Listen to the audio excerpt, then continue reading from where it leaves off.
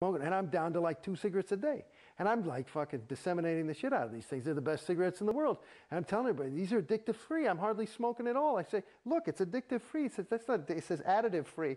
I went right back to a pack a day. So it's the same kind of, you know what I'm saying?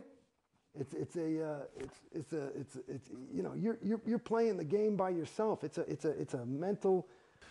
Well, I don't think it's fair to say by yourself, because it seems like this entire structure of Scientology has been built to funnel you onto the bridge and keep you on the bridge. Yes, yes, and those people that I suspect, again, I'm not an expert, and this is some of the things. This is one of the things that I can't fully confront yet.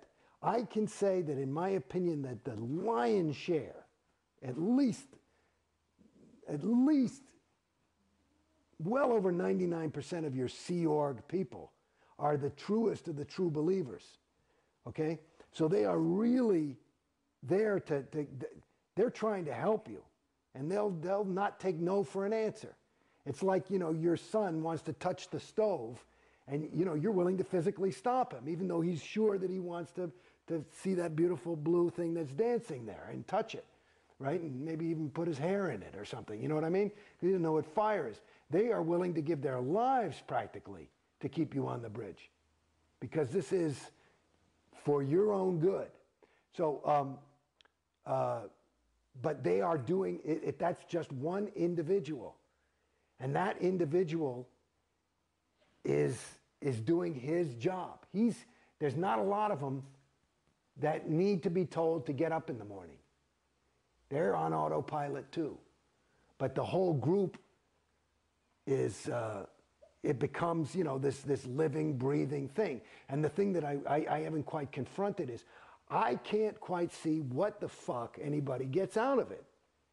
Like, you know, is COB, does he want $300 million? Is that what it is? Does he want $1 billion? And COB is David Miscavige. I mean, is that it? Is it just this power hard-on? You know, or is it just insanity? You know, I mean, I wonder, is LRH, was he just crazy?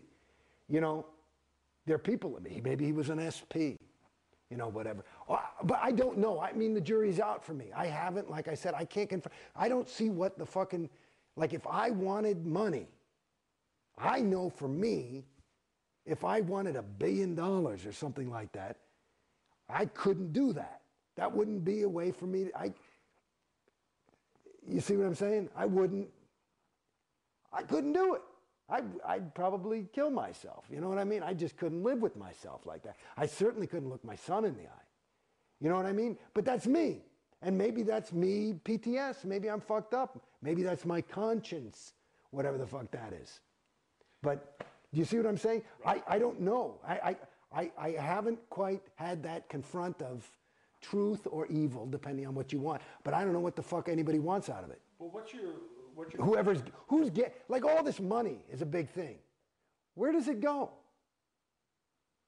We see recently there was a video released of Tom Cruise's birthday aboard the Free Winds, and I understand that there was 6 figures spent on the birthday party for Tom, and that's parishioners' money going to keep Tom Cruise happy. Well, they figure that's worth it. You know, yeah. You know, according to him, he brings in just him being Tom Cruise. Per their viewpoint, he probably brings in $100,000 a day for this church in terms of interest and positive public relations, and you know, so 6 figures ain't dick. Right. You know, that, you know, it's certainly, you could throw a party for him every day and it wouldn't really put a dent in their bank account. So I don't know what the, you know, a party, you know, people like to get mad at COs who take these big things, and Tom Cruise is party, and there was some, the fucking Free Winds is, let me tell you, is a flea bag. I mean, it's not a fucking nice boat, you know. I mean, I've been on that thing. I got seasick every time. So. But speaking of Tom Cruise, you were talking earlier about your identity being stripped and being replaced with that of Scientologist, and certainly you can see that in Tom Cruise and in well, I mean, the recent videotape that was released. I mean, yeah, but I would suspect that that's what's happened, you know. And he was off for a while, and You know, he's in gung-ho. You know, I'm sure he went through a big ethics cycle and woke up, you know, because he probably had some trouble with his wife and he found his ruin. You know, I think he's probably, I mean, I would just, maybe he has trouble with girls or something like that. You know, that might be his whatever. I don't know. Anyway, he's But always been, at any rate, he seems like the, you know, ideal of what a Scientologist should be. I mean, dedicated. well, I was in there. You know, COB called me the poster boy for Scientology. I was as gung-ho as you could get. How did it turn around for you? Why did you start to doubt? Well, it not only didn't work anymore, the more auditing I did, which I was more and more encouraged to do, the worse I got. I was starting to go fucking crazy. And it was fucking me up. How far up the bridge did you go? I'm a class 5, OT5. I've done all my L's. Done a lot of, what do you call those fucking things? You know, all those other courses, data series things and blah, blah, blah.